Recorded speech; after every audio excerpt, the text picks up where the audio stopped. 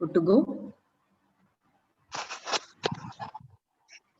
So once again, formal good morning to one and all. Today's topic is on how to find a guru or how to find a spiritual master. Being a seeker, it is the greatest trouble. Since all times, not only today, since all times it has been the same way.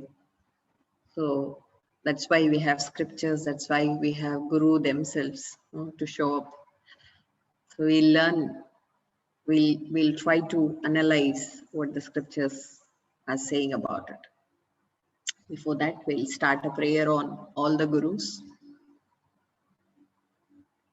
Om Shruti Smriti Purananam Alayam Karunalayam Namami Bhagavat Padam Shankaram Lokashankaram Vyasaya Vishnurupaya Vyasarupaya Vishnave Namo Vai Brahmanidhaye Vashishtaya Namo Namaha Namashaya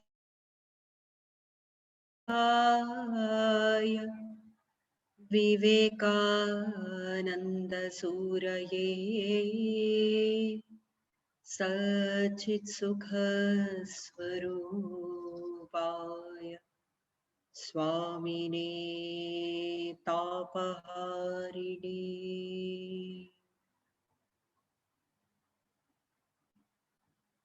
Thank you all. Those were the shlokas praying on Adi Shankara, praying upon the grace, for the grace of Vyasa, the greatest Rishi, the greatest seer, and on Swami Vivekananda, my personal guru. Anyways, we'll start understanding first what the Vedic literature itself says about. Am I audible? Am I audible? You're breaking up a bit. Okay.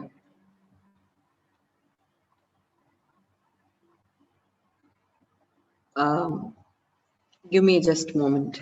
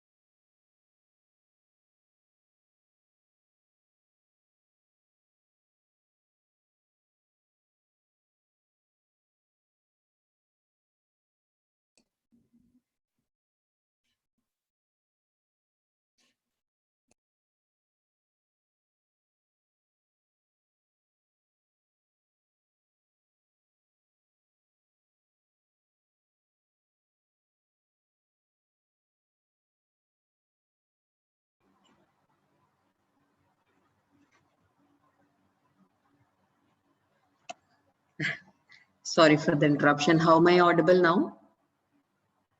Better. Okay. Yes.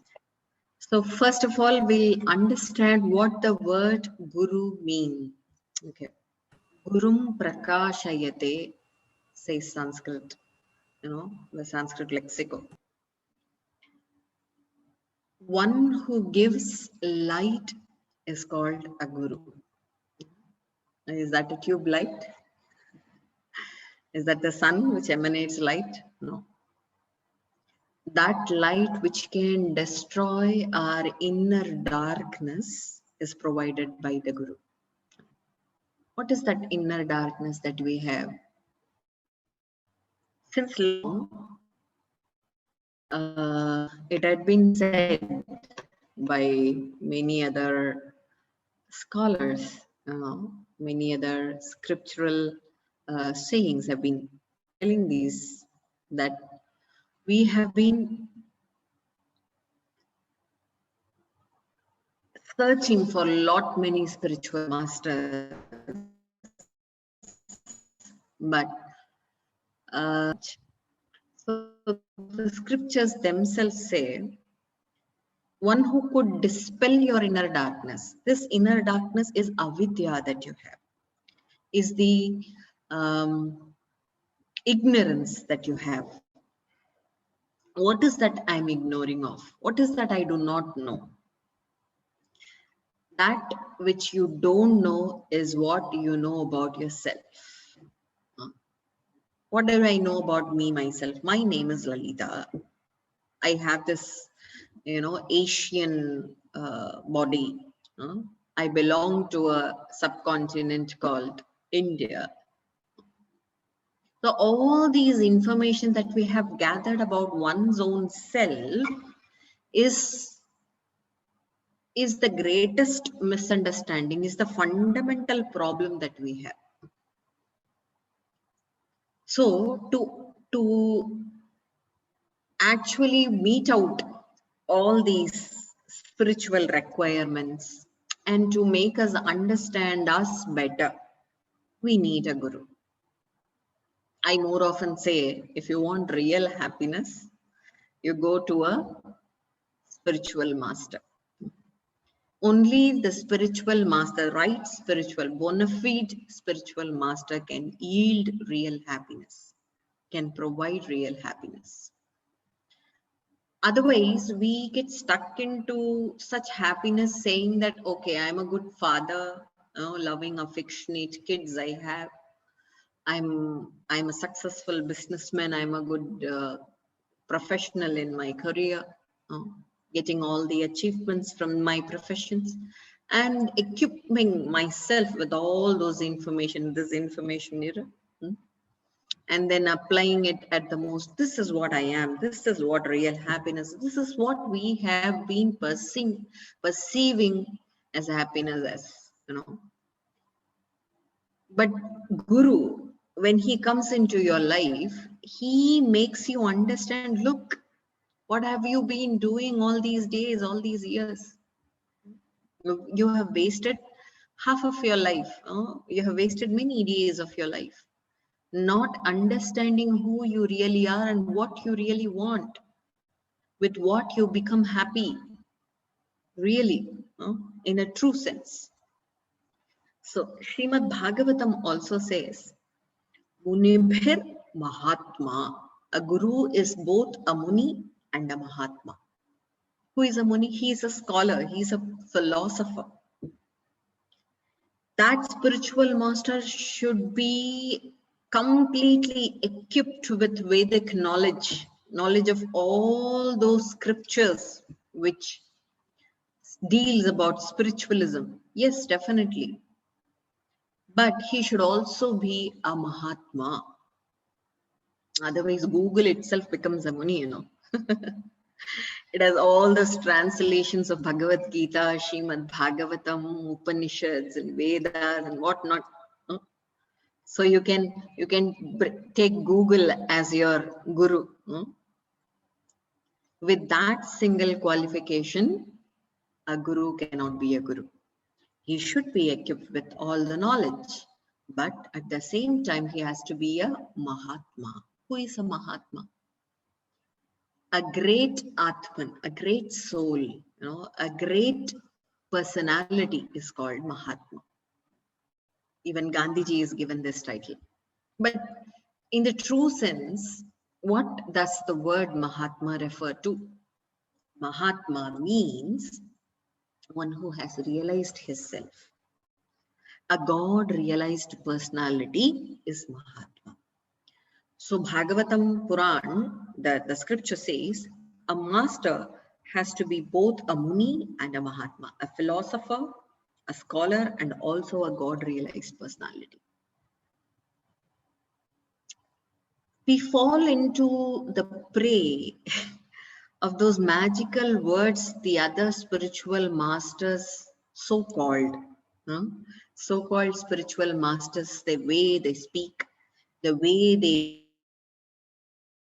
command over the language, command over the scriptural knowledge. We get easily attracted to those personalities. But at the same time, you should understand a master will never advertise himself. Why? Why? Because he is a Mahatma. He is God-realized personality. If at all, he is a God-realized personality, how will he react? How will he behave? How will he speak? No? He will possess a kind of detachment with all those material possessions. That is the identity, you know. With that quality, you identify, oh, he's a Mahatma, he's a great soul, he's a great personality. Why? He does not possess any attachment to materialism. He doesn't need a car. He walks barefooted on the floor. Might it be snowy, might it be sunny. He doesn't need any garments, beautifully embellished garments and scarves and shawls, kashmirs on him. He is just a, saffron robed personality. While you see him, while you watch him, you will find him to be a weak personality, physically feeble. Oh, how feeble he is. But that spiritual strength in him is that charm that you get from him. You see certain personalities. When you come down to India, you could find some gurus like that. Totally detached with material possessions. Come what may. Put into uneven situation, opposite situations, put him into poverty, he's happy. So scriptures, Vedas themselves, Mundakopanishad itself says, Tad Vijnanartham Gurum Abhigacchit. If you want to know the spiritual science, Upanishad calls it as science of Vijnana. If you want to understand spiritual science, Tam Gurum Eva Abhigacchit. You have to take the shelter of the feet of Lord, no, of the Guru, it says.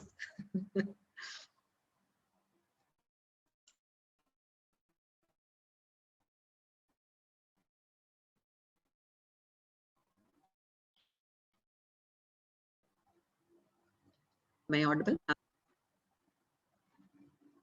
Am I audible? No, you were interrupted. Yes, so I'm going to repeat. How am I now? How am I audible now? Now it's better. It's better. Okay. So I'm going to repeat that. Mundakopanishad. We treat all those statements given by Vedas and Upanishads, as Indians, as yogic expert, as expert in music, everyone, every possible field, if you find an expert, they will always believe the Vedic statements and Upanishadic statements because they are real, tested, and not written by human. Hence, we understand the gravity, the significance of Upanishadic statements. Mundakopanishad itself says that tam vijnanartham gurum eva abhigaccheta. If you want to understand, analyze spiritual science, you have to take the shelter of Guru. Only Guru, he says. Upanishad says. Only, the word only is given so much of importance. Why should only be added into a statement. When you add only, the statement itself becomes emphatic that you have to resort to take the last resort, the only resort, take the shelter of the feet of Guru.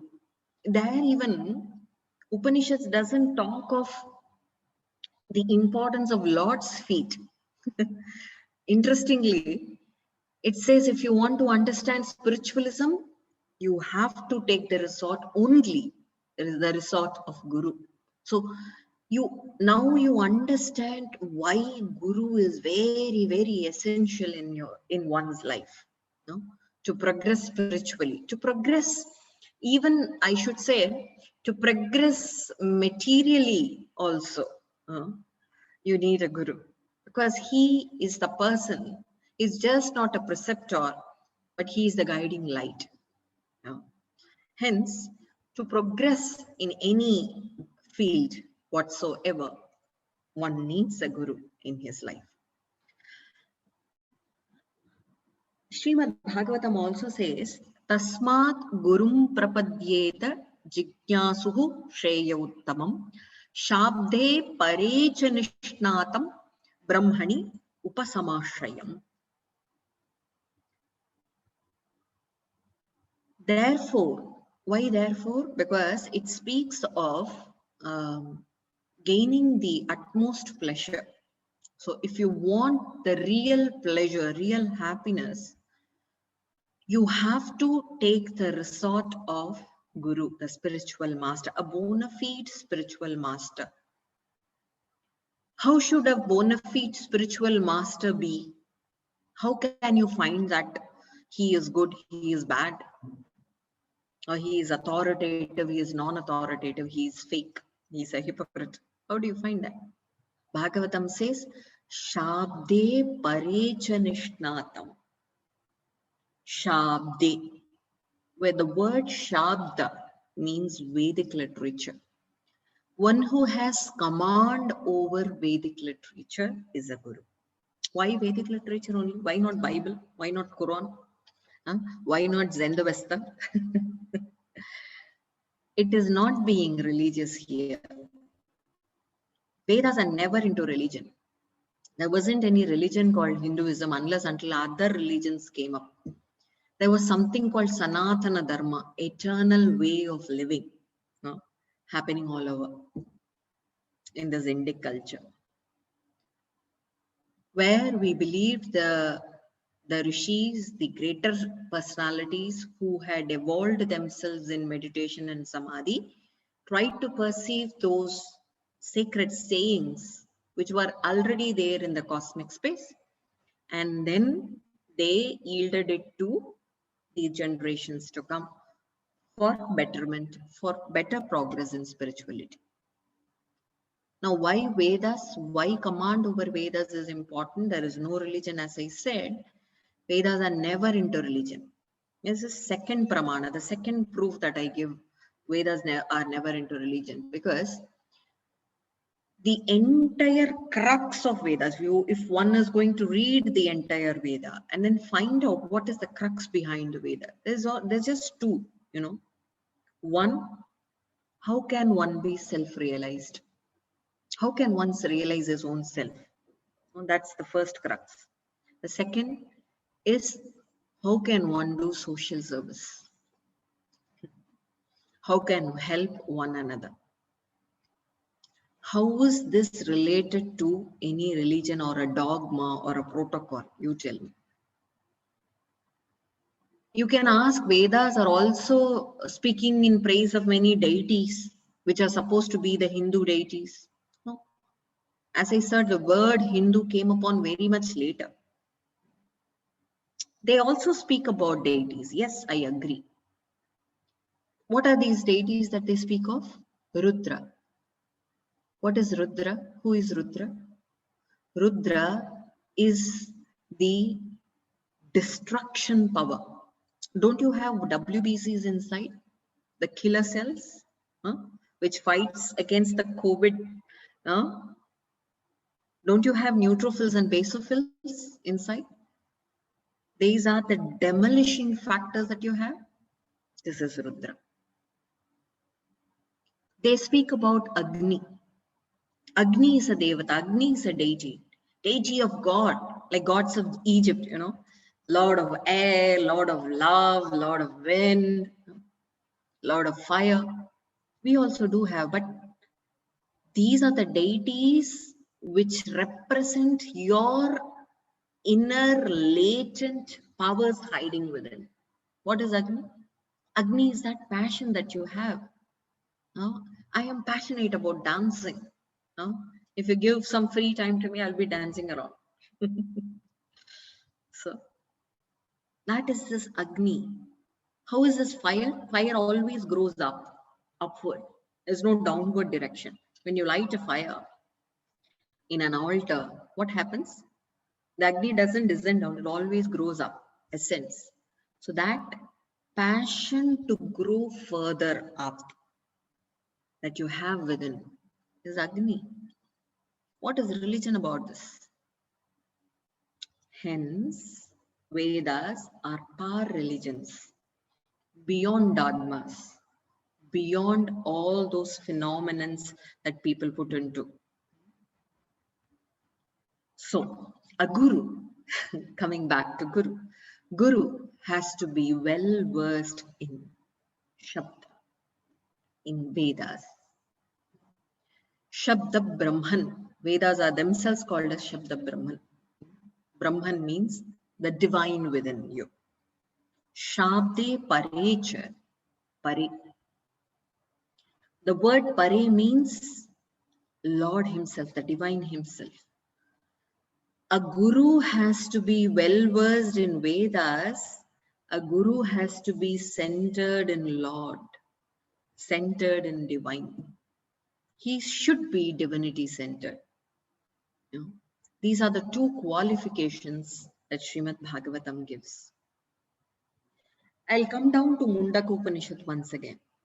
Mundaka Upanishad is the Upanishad which I was mentioning a few moments ago, where if you want to analyze spiritual science, you need to find a guru. Now that's the command that Upanishad had given to you all. Now, it also says the qualification of a guru. Shrotriyam Brahmanishtam. Again, two qualifications. Everywhere, in every scripture possible you find, there are only two qualifications. Again, I'm going to give an example of Bhagavad Gita also. There are two qualifications of guru. One who is well versed in Vedas, one who is immersed in the Lord, in the divinity. These are the two qualifications that every scripture says. What does Shrotriyam Brahmanishtam means? Shrotriyam, again, one who had heard Vedas perfectly from his guru. Even the guru has his guru, right? Even your guru has a guru before. And it is so enchanting, so interesting that Patanjali calls Lord as the gurus of gurus. Sa gurunam api guruhu kalina navachchedat. So who is the primal guru? The first guru? The Lord Himself. Who is Lord? He can be Shiva, He can be Krishna, He can be Vishnu. All Lords. Any Lord that you deeply immerse yourself into, where you can connect yourself into. So Lord is the primal guru, and your guru had learnt or heard the Vedas properly from his guru. So Shrotriyam is the first qualification. It also means the command over Vedic literature. Again, the same thing. Proficiency over the Vedic literature. The second thing is Brahmanishtam. Second qualification of a right guru is Brahmanishtam. One who is centered in Brahman. One who is centered in self. One who is centered in self, what does it mean? Am I not centered in self? What happens when you are listening to me? Are you centered in yourself? When you are listening to me, there are 3-4 things, multiple, actually not 3-4 things, there are multiple things happening around. 1, ear listening to Lalitha's words. 2, mind trying to analyze and understand Lalitha's words. 3, intellect trying to, fight against Lalitha's word. What is she speaking? This is not right. Huh? This doesn't come into the logic that I have learned. This is how we do any action for that matter. Just not listening. While you are writing also, while you are speaking with someone else, while you are thinking, while you are seeing, while you are looking at something. You are partial everywhere. Complete into that activity. You're not at yourself. You're not by all yourself at any moment. Why? Because of all the so easy to be distracted now. Thoughts in our mind. We have these emotions. So we get distracted very easily. We are not all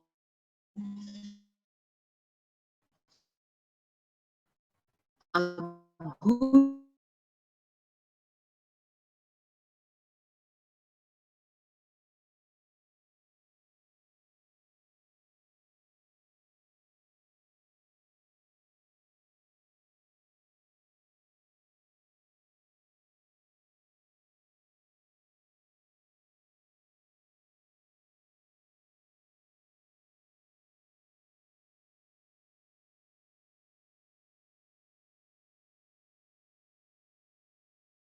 strength is very much necessary to move further. Hence, we are, being dragged into many distractions that mind gives, that intellect logically gives, comes up and down. It actually pulls you apart, it brings you back.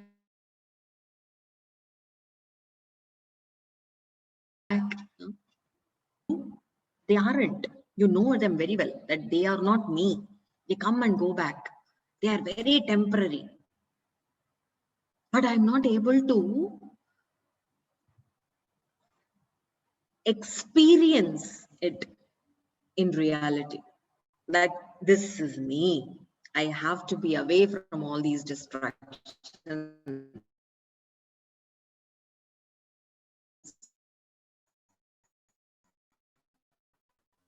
Why is that happening? Because of lack of spiritual.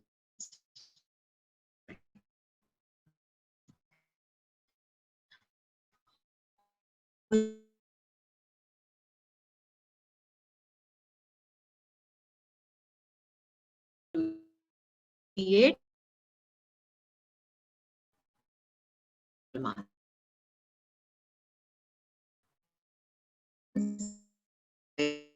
Ra and U. What that Ga means. This is actually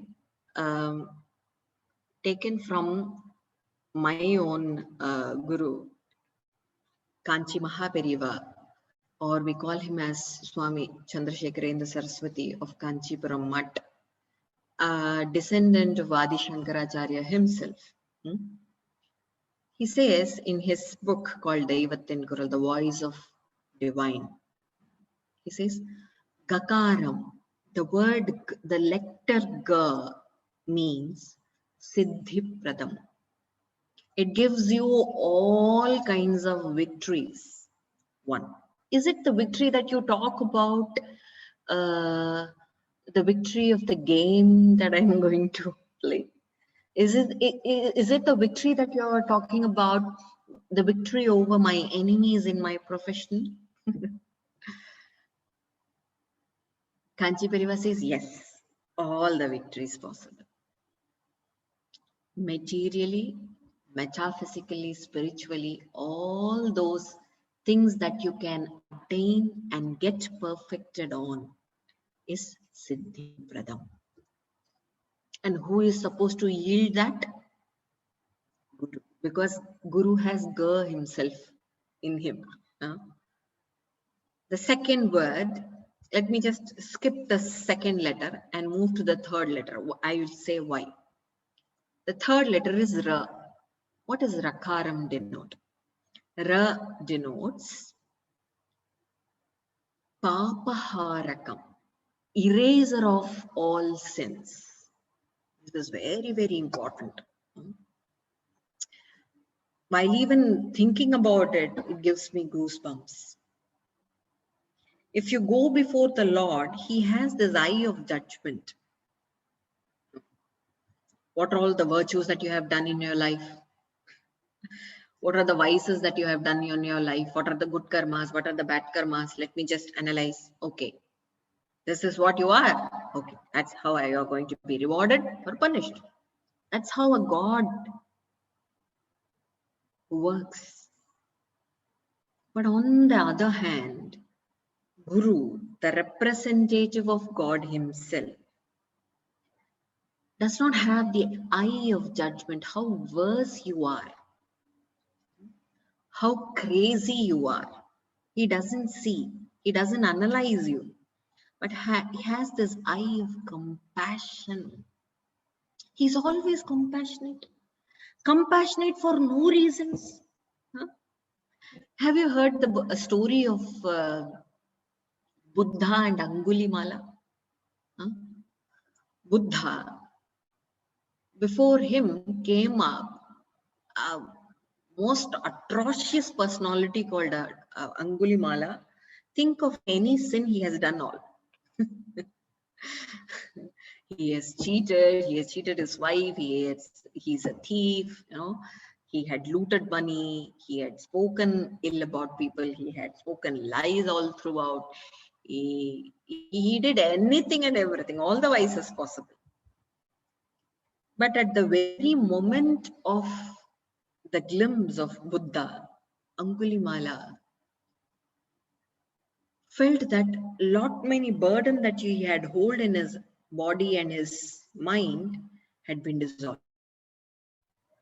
He asks Gautam Buddha, what did you do to me? What had happened to me?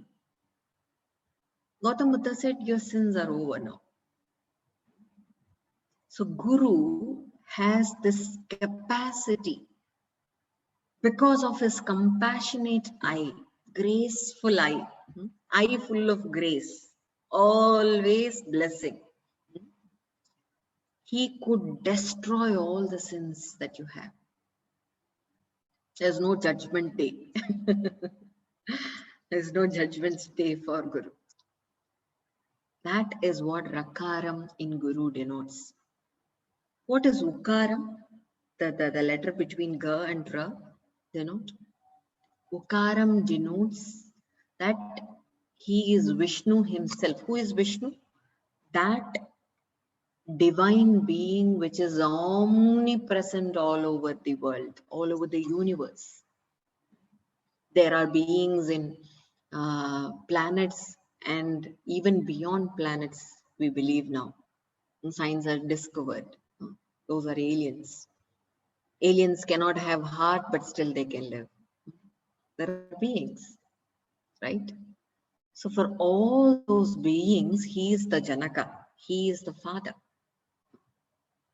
And hence, only a parent can be compassionate, right? I'll give you a beautiful analogy. Every morning, the mother wakes up at 5 a.m. in the morning, tries to wake up, tries to make beautiful dishes, put it in the lunch boxes, make the uniform ready, school uniform ready, iron it, polish the shoes, socks are being nicely presented, and then she wakes the child up. The child never wants to get up. especially to go to school. But mother, she doesn't slaps around. She does this every morning. Every morning the child gets cranky. Every morning the mother is very compassionate, very helpful, and then tries to make him get up from the sleep, and then tries to put him to the school at proper time. This is the exact work that a guru does. We are all sleeping in complete ignorance. We are all happy in the mud. Once what happened, the Devendra, the Lord Indra, was, somehow cursed by a seer, and he became a pig, it seems. In a small story, it didn't happen, but it's just a story for us to understand. And he is happy with the pig's life. And then he is leading the life of a pig for so many years. And there comes Narada asking, what are you doing? You are the Lords of Lords. You are here. Devendra replies, oh, I am a pig. Look how beautiful my wife pig is, she pig is. How lovely my pig kids are. How cozy the mud, the sticky mud is. Why is the story told? Because the story is actually equating our own states. We are happy living in this universe. Happy ignorant. Don't tell me anything to do. I'm happy. I'm happy all by myself, how the way I am, but distressed, in conflicts, in frustration, sometimes or the other, but we'll never admit that. No, I'm happy. However I am, I'm happy. This is ignorance. This is ignorance. And Guru, like a mother, she's so compassionate. She wakes up the sleeping child like us. Oh, child. Oh, beautiful dearie. Get up from the sleep. This is not how you have to be. Have some milk, get dressed. All the things are ready for you. You just have to, take those things, grasp, embellish yourselves with, and then go to that school of disciplining, self-disciplining. This is how a spiritual master does. Hence, spiritual master is very, very important. Why didn't I find? I'm coming to the end. It's almost 10-15 minutes left. So I should say, how didn't I find such a guru? Why didn't I find such a spiritual master who is compassionate? Even though I am dirty, I am yucky, I am with all those bad qualities, all those bad persona that I have. He is there to lend help, take me out from that mud, piggy mud. Why didn't I get? The same Mundakopanishad says, Pariksha lokan karmachitan brahmano nirvedamayan nasti apakritaha ayakritaha kritena. And then it says, Tad vijnanartam sa gurumeva abhikshete samit panihi shrotriyam brahmanishtam. Who is well versed in Vedic literature, who is also self-realized, God-realized. But you should read the entire shloka. No? The first part says how you should be. First, you have to be eligible to find such a guru. Guru is Vishnu. He's there everywhere, all around. He is omnipresent. He's just not one.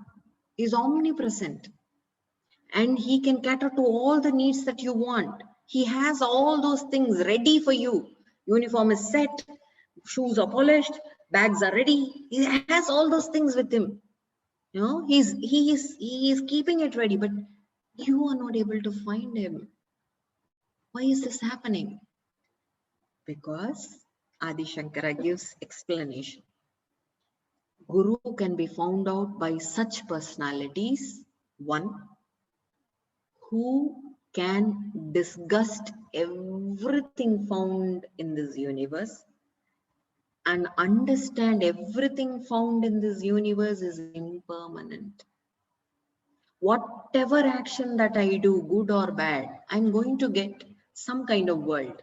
It can be hell, it can be heaven, it can be peace, it can be land of departed souls, whatever, call whatever it is. No? Whatever action I do, I'm gonna have that world. And how is this world? This world, Adi Shankara gives some analogies. This world is like those cities formed by clouds. How many seconds will it survive? There are these faces formed by clouds. You can literally see noses and lips over there. How much time the cloud will be there at that point of time to make that sculpture? Not much time, right? The world that you attain, whether it is heaven or hell, it's going to be temporal. They are like water bubbles, he says. How much time a water bubble will exist? How much time a handful of foam will exist? All the good karmas, good deeds and bad deeds that you do in this universe, sitting here as leading a human life, all these leads to some or the other world. Either this ethereal world, this material world, or any ethereal world.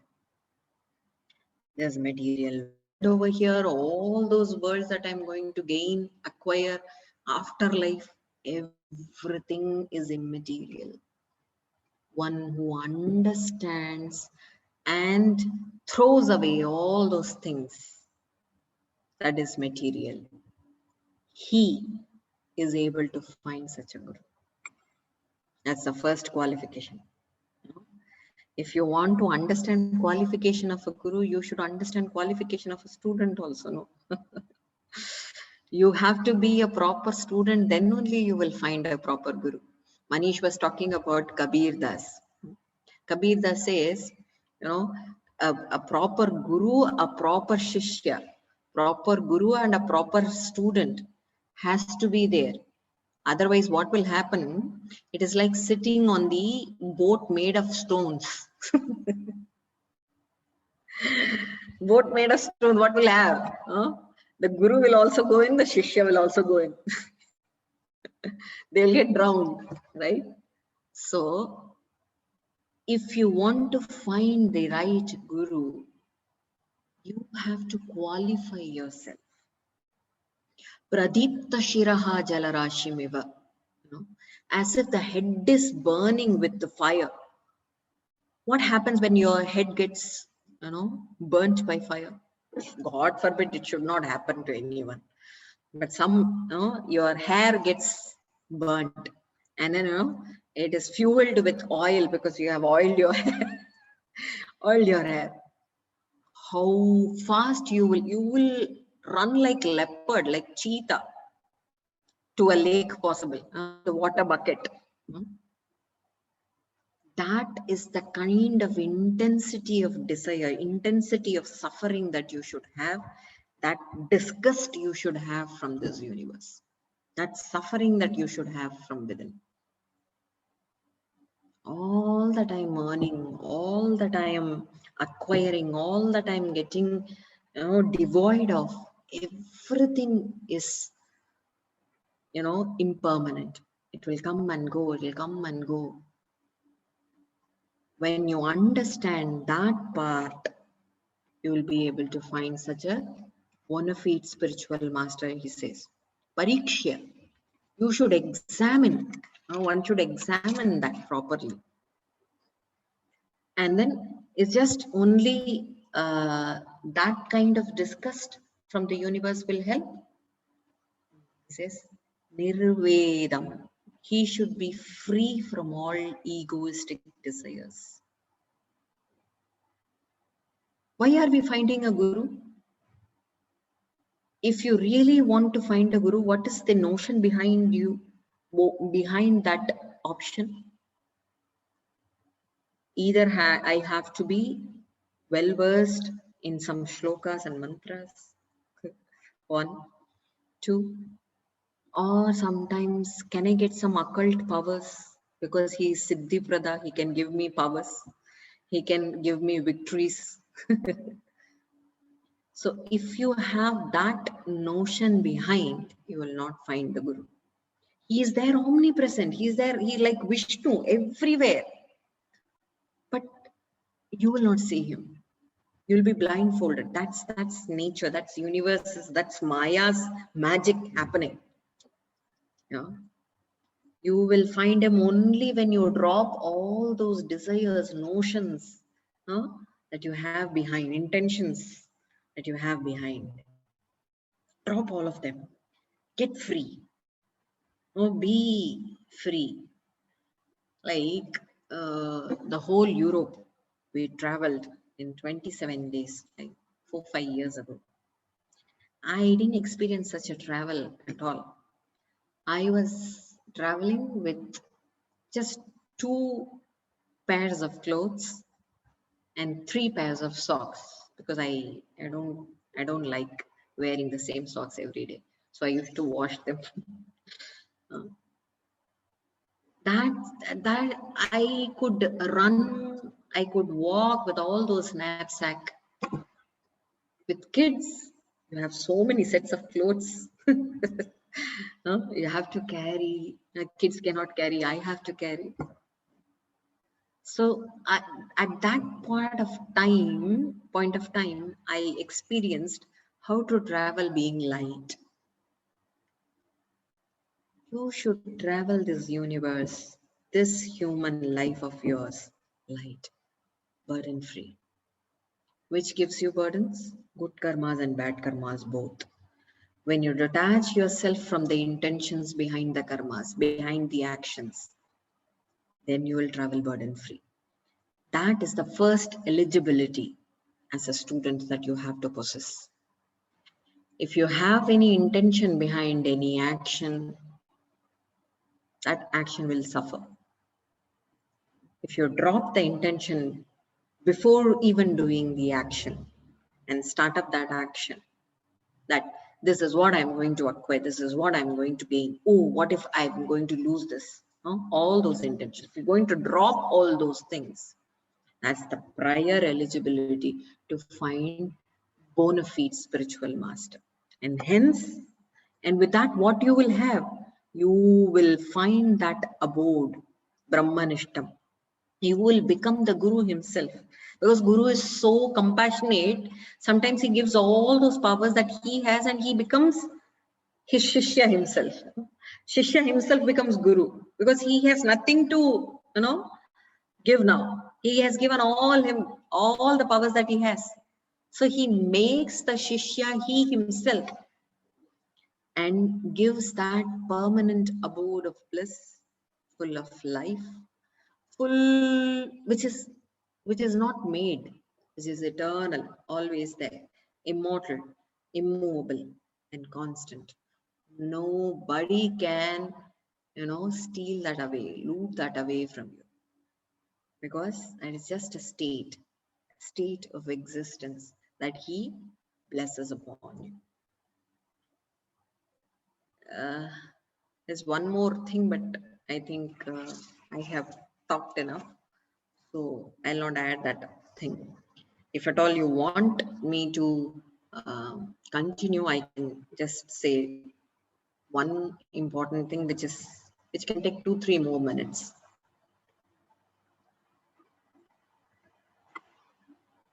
Okay, so one is detachment. The second thing is the Upanishad quote says, Samit Panihi Shrotriyam Brahmanishtam. While you go to a guru, you have to have handful of samit. What does samit in Sanskrit mean?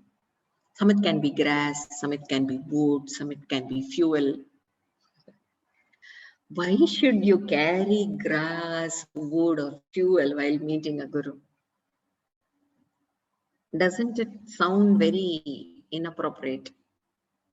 Of course, in one part, in one phase of its meaning, you could understand that Guru is the one who does all the Vedic rites and rituals, creating fire on the altar. He needs some samit, some grass, some fuel for that altar to get lit up. But Guru himself has all those things. Remember, all the uniform is set, socks is ready, bags are ready with all the books. He is ready. Why should you carry that samit?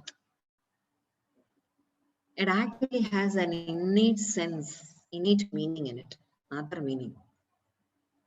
Grass or fuel to the altar means that which kindles.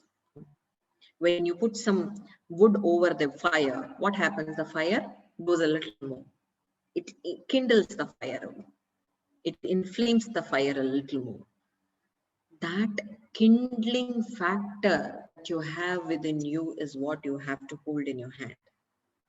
You have to have that innate desire to know what is going to be permanent even after my death, physical death.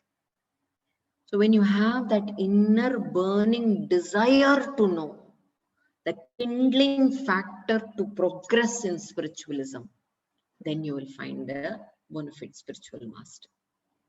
So two things, detachment and the kindling factor. So when you have those two, when you are ready, the spiritual master is there before you, who has these two qualifications, Shrotriyam, Brahmanishtam, well-versed in Vedic literature and also self-realized by himself. Thank you. Thank you also. One question with the answer by yes or no. Can we find a guru in multiple people and take only parts? Sorry, can we find Guru in? In more than one person. That's a very tricky question, Jalba. There are persons who say that I have 24 gurus. Dattatreya says. He even considers sparrow as a guru. He even considers a squirrel as a guru. Yes, you can find many gurus in many people, but if you ask me as a beginner, because I'm a beginner, I'm not even a beginner, I'm just, perhaps I should say, I'm a 2-month-old baby trying to take the right curvature of my body. That's it. So at that stage, if you are going to distract your mind with, following many principles, many gurus, it is easy for you to get distracted. Rather adopting all the principles and making it as one, what will happen is that you get discreet, you move outward more. That's the problem with beginners. If you're not me, and if you are Dattatreya, just like Dattatreya, spiritual aspirant, much more ahead in your spiritual path, yes, you can find many gurus in many people. But if you're not, if you're one like me, a friend of me, find one. Thank you, Jalva. Thank you so very much. I also have a question. So in Western parts of the world, now every spiritual or master person is called also a guru. Let's say a guru, I don't know, in different subjects and areas. And are they and not, I'm not sure if they even know Vedic scriptures. So can we call these people as gurus? As far as as far as Vedas are concerned, as far as Upanishads are concerned, Guru is a person who is well versed in Vedic literature and who is realized, who has realized himself. You know, the tricky thing is Ramana Maharishi is called as the greatest Guru. You know? He is Bhagavan himself. They call him as Bhagavan. He is self-realized by the age of 16 itself. Couldn't finish Vedic literature study completely, but just by realizing oneself, he understands all the core themes of Vedas. That's the beauty, you know. So knowledge is not being given there. Knowledge is acquired and then experientially it worked. So it can work both ways also.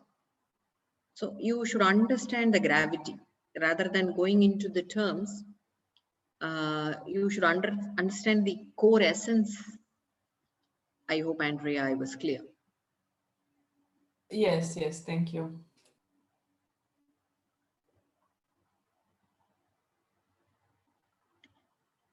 I think Okay, so I'm happy that I'm getting questions. Thank you. what is the difference between knowledge and realization?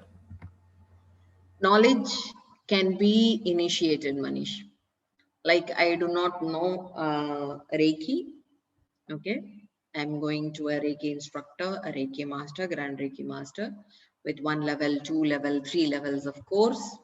I gain the knowledge of self-healing and also healing the other persons without touch, with the help of the palm and understanding, understanding how the cosmic energy works, the energy, bioenergy works. This is knowledge. On the other hand, I go to Google and then find out all those stuff inside the Google, read, listen, understand. This is information. So information, knowledge, and there is third thing called wisdom. Experiential, which comes out completely experiential.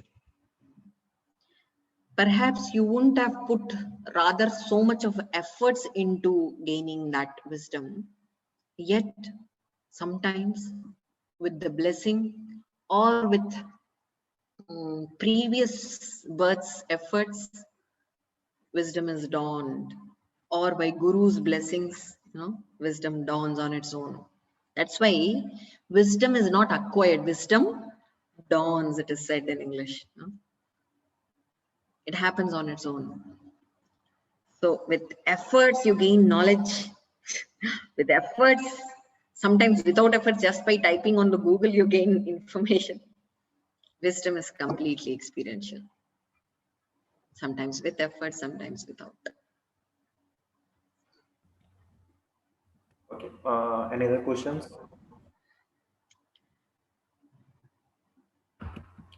Okay, last time, maybe 2 weeks ago, I don't know which topic we were discussing, and you said, I took maybe the words are a bit different, you can correct me. I take very important decisions in my life, and most of them or all the decisions were proved to be right. That was because of blessings of my guru. Am I correct? Can you repeat that? Sorry, Manish. No problem. So I remembered a few weeks ago you said you took very important decisions in your life, and they proved to be. You are referring me, Yes, yes, or yes. you? No, Okay, yours. me. These were your words actually, kind Mm. of. Even you were saying the same thing, Manish. Sorry. You were also saying the same thing to me. Exactly, exactly. So I'm trying to find my answers from your. Okay, Yes. okay, Okay. okay.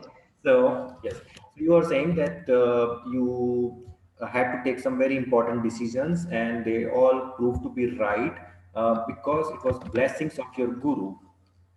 So, and I know a person, she always takes wrong decisions, per my understanding. Maybe she's taking right. So, has this anything to do with this? Why we take wrong decisions, or how you think that your guru has helped you to take the right decisions? Just as I said, Gurumeva abhigached. You have to go down to Guru. The words, if you literally translate, you have to go down to Guru. Only to Guru. But in the true sense, if you could esoterically find out the meaning, the second meaning, it is to surrender one's life unto Guru. So when you surrender that nothing of me is going to act anymore, I am your agent. You are going to take part, whatever decisions that that I am going to take, whatever action that I'm going to do in my life, it is you and you wholly responsible. When you can do that surrender, you can see things happening on its own. I remember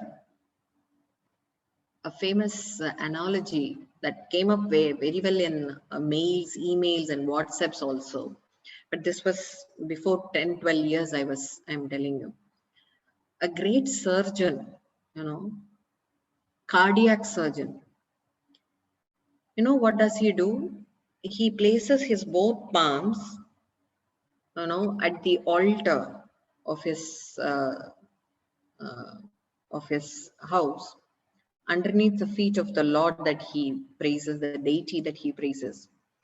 He keeps the palm over the feet of the Lord and says, whatever surgery that I'm going to do today, henceforth, later on, all the days possible, how much ever life is given to me, is not done by me, but by you. And then the cardiac surgeon in his interview posts that never in my life I lost any life through my hands, because it is not my hands that were working. It is his hands that are working. So when you could do that kind of surrender unto Guru, unto Lord, perhaps the girl can also be, fetched help with, when she could develop that. Rather being judgmental, right or wrong, we do not know.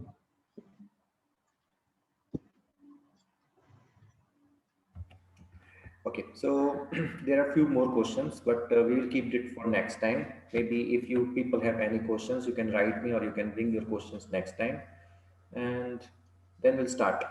Okay, any suggestions for next week's topic?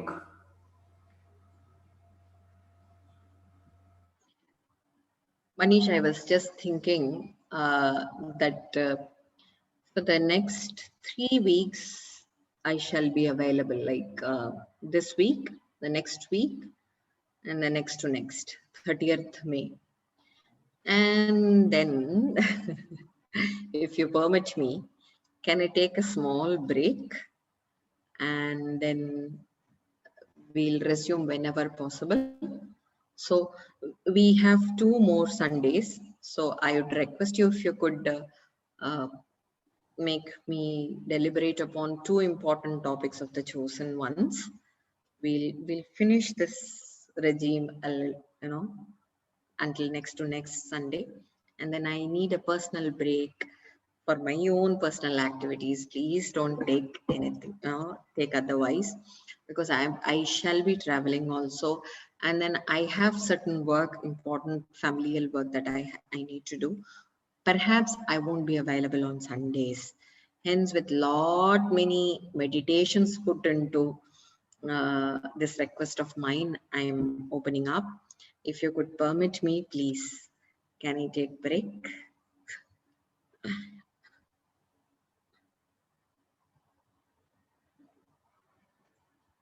Sure. So, but next 2 weekends are available, right? You are available, right? Yes, yes, yes. Quickly, last 2 minutes. Let's see if they have any topic. I would. You first, please. I would be interested to hear about karma. Right. concept of karma. Yes. As you mentioned for several times today as well. Yes. The same thing I was also going to think. The topic was who is keeping account of a good karma, bad karma?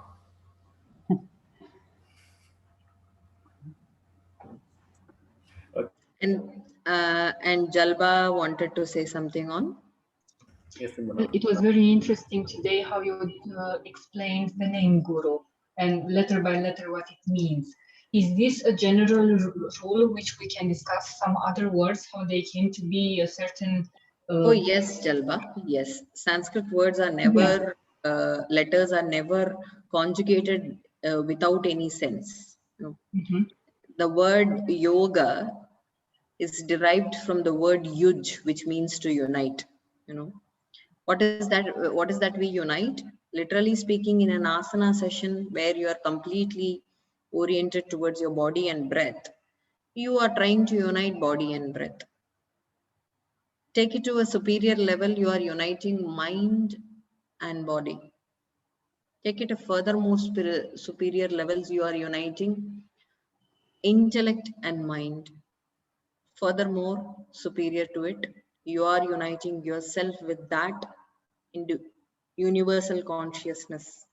The latent individual consciousness gets united with the universal consciousness, and then you find the Lord within yourself.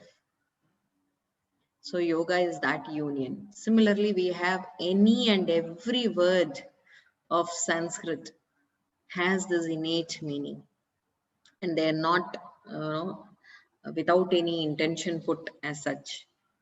They are conjugated in such a manner with so much of linguistic science involved, linguistic meaning and sense involved in it. Is this an appropriate subject if others are interested too? Of course, because it is very abstract, I think. Sometimes it works abstract, sometimes it works with qualities also, Jalba. Yes, it applies to many fields. It also applies to many arenas possible.